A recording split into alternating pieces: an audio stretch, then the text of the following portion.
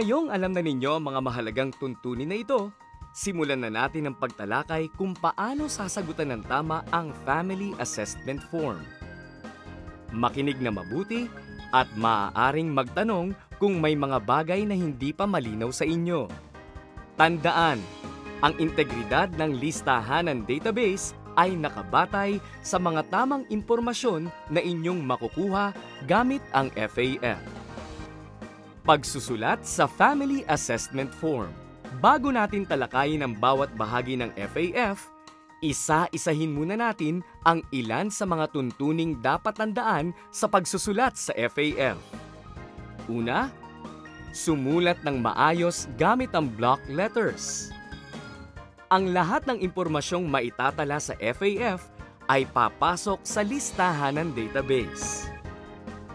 Dapat ay malinaw na mababasa ng encoder at ng inyong area supervisor ang lahat ng nakasulat dito. Ikalawa, huwag mag-iwan ng blankong puwang sa anumang parte ng FAF. May kahong nakalaan para sa sagot na hindi sa isang partikular na tanong. Ikatlo, sulatan ng pahigang linya ang mga kahon na hindi angkop sa respondent na kinakapanayam.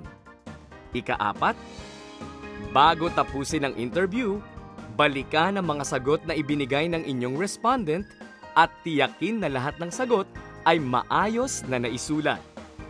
Sundin ang mga sumusunod na tuntunin sa pagsusulat sa FAF. Lahat ng ito'y mahalaga upang masiguradong ang lahat ng impormasyon na inyong nakalap ay sigurado, kumpleto at totoo. Sa pinakaitaas na bahagi ng FAF, makikita ang 1. Time started o oras kung kailan sinimulan ng interview. Ang 2. System-generated household ID. 3. Kahon para sa encoded. At 4. Isa pang kahon para sa verified. Bilang enumerator, susulatan lamang ninyo ang time started kapag nakakita na kayo ng tamang tao upang ma-interview at nabigyan na kayo ng pahintulot na makapasok sa kanilang tahanan. Sulatan ang bahaging ito kapag handa na ang inyong respondent. Huwag sulatan ang mga kahon na para sa encoded at verified. Ang susunod naman ay Part 1. Identification. Ang identification ay nasa upper midsection ng unang pahina ng FAF. Ang bahaging ito ng FAF ang maglalaman ng mga pangunahing impormasyon ukol sa sambahayang ini-interview. Inililista dito ang kanilang bilang ng nakatira sa bahay, numero ng telepono, tagal ng paninirahan sa barangay, at iba pang mga impormasyon. Muling tandaan, magsulat ng malinaw gamit ang block letters. Ang sambahayan o household ay isang unit ng lipunan na binubuo ng isa o grupo ng mga taong natutulog sa iisang bahay at may pagkakaunawaan sa paghahanda ng pagkain. Ito ang sambahayan. Sila ang inyong hahanapin at i-interviewin sa inyong mga assigned areas. Umpisahan na natin ang pagsusulat sa FAF sa pamamagitan ng pagtalakay sa bawat item. Field number 1. Household number. Ang inyong area supervisor ay magbibigay sa inyo ng sticker na may magkakaibang numero. Ito ay para sa bawat isang sambahayan na inyong i-interviewin. Kopyahin ang 8 numero mula sa sticker at isulat sa bahagi na nakalaan para sa household number. Ang sticker na ito ay ididikit sa pintuan ng bahay ng respondent pag natapos ang inyong panayam. Field number 2. Address. Tanungin ang kumpletong address ng kanilang bahay. Sa bahaging ito, kinakailangang isulat ang mga sumusunod. 1. Pangalan ng barangay. 2. Purok, zone o sitio. 3. Pangalan ng kalye. 4.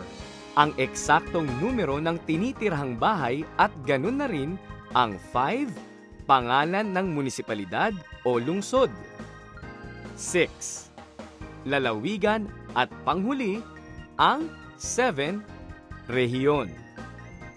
Sa mga pagkakataong hindi maibigay ng respondent ang mga hinihinging impormasyon ukol sa kanilang address, maaaring hiramin ang ID ng respondent, bill ng tubig, kuryente, o kahit anong dokumentong naglalaman ng kanilang kumpletong address. Field number 3. Number of households in the housing unit. Ang isang bahay o gusali ay maaaring magkaroon ng naninirahang higit sa isang sambahayan o household. Sa bahaging ito, matutukoy ninyo kung ilang sambahayan o household ang naninirahan sa iisang tahanan. Ito rin ang magtatakda sa bilang ng FAF na gagamitin sa interview. Dahil isang FAF lamang ang dapat gamitin sa bawat isang sambahayan o household.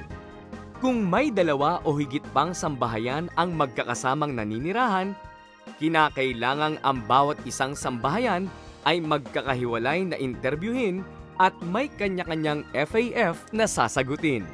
Ang mga sumusunod na katanungan ang magsasabi sa enumerator kung higit sa isang sambahayan ang nakatira sa tahanan. Gamitin ang mga tanong na ito upang wastong matukoy kung ilang sambahayan ang mayroon sa bahay ng inyong respondent. Ma'am, ilang katao po ba kayong nakatira dito sa bahay niyo? 10 po. 10 po. Sa 10 po ba na yun ay sama-sama kayo sa preparasyon o paghahanda ng pagkain? Sama-sama po sa pagkain. Isang lutuan lang po yan. Opo.